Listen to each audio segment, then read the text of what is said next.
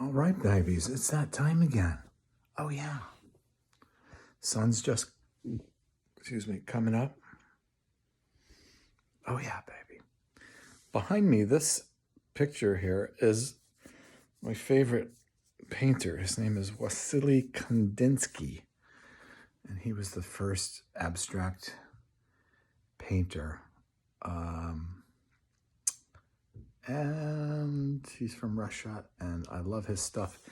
And it turns out it actually reflects what is most dear to me, and that is music and spirituality. And it's supposed to be the combination of the two. Oh, yeah, baby. So I couldn't find anything in the Bible.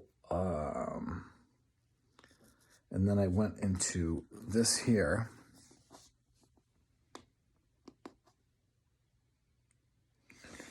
And it's just, I love that book, by the way. I highly recommend getting it. It has an Eastern flavor to the Gospels. It was rewritten. It was written in the early 20th century. And it has just really lovely language, just using familiar stories in the Gospels, just kind of telling them with a different tone.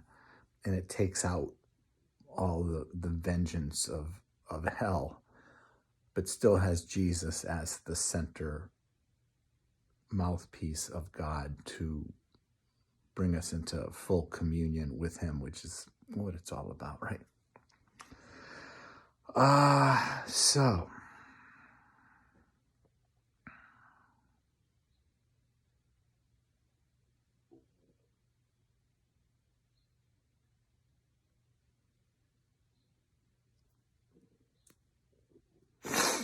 I'm just thinking about the paradox of us being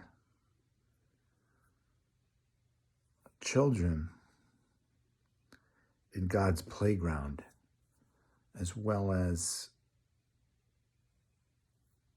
his righteous rulers. Because the hour we're living in, as you know, is so dark.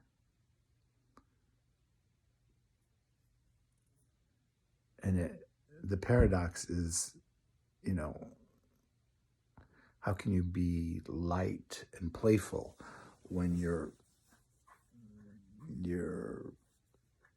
face to face with potential world war, right?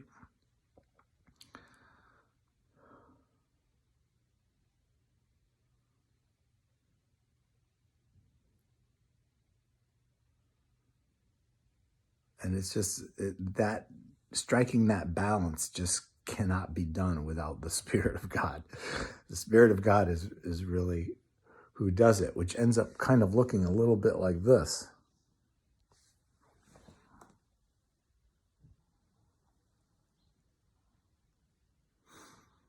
Because some things will look chaotic, right?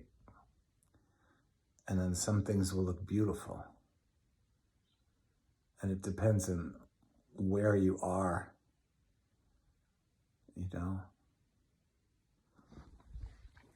But I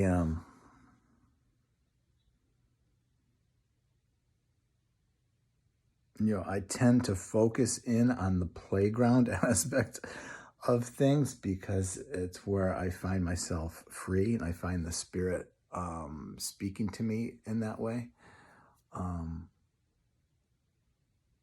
Because he wants me to be at peace and flowing, not burdened down by the threat of World War III. But at the same time, wants me to know that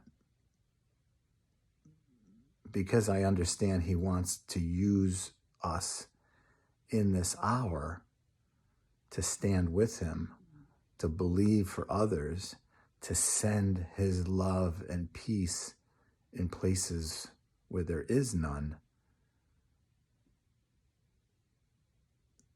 then like I said, he is the one to strike that balance, to bring our attention to one or the other, if not playfully rule. How about that for a paradox? But when I say playfully rule, I don't want people to get the understanding that I'm underestimating God's call to us to feel the pain of those who are in severe situations. You know, the playfulness is in just knowing that God can use us for the release of others. And so there's sort of there's a joy in knowing that, and joy to me is kind of synonymous with a childlike faith.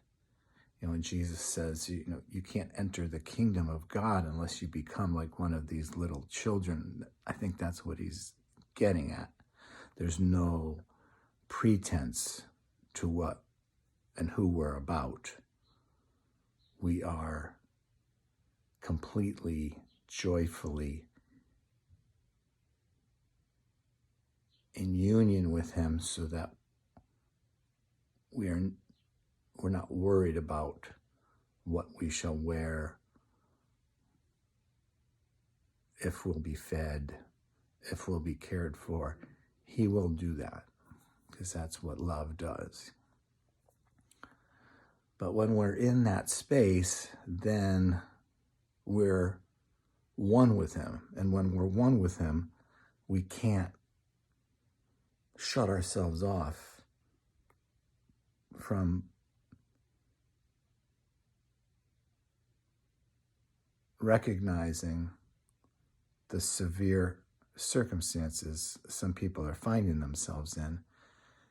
And in that case, we release the faith of Jesus to them, and his protection, and his restoration, and his guidance, and his networking, and his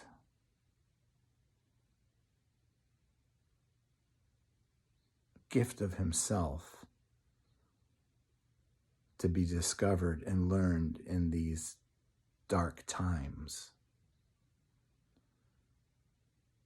In fact, I often think about that in my own life. You know, things aren't going the way I would like them to go.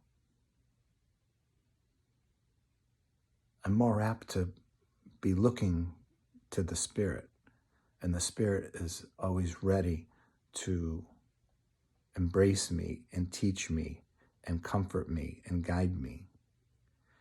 If everything was going my way, I don't think I'd be as passionate about seeking him. And in that sense, I understand the book of Job is a sign to us, not that something like that actually happened, because God wouldn't have his children killed and then in the end gives him new children, which is basically what the story says. So it's not as factual as it is informative, that it's a sign of who we ultimately are. We are not from here. We are aligned with our eternal King, so that the world can see we are always hopeful, we always have life, we always have light, we always have purpose, we always have meaning, because it's an inner experience. It has nothing to do with what we see, feel, hear, and taste around us.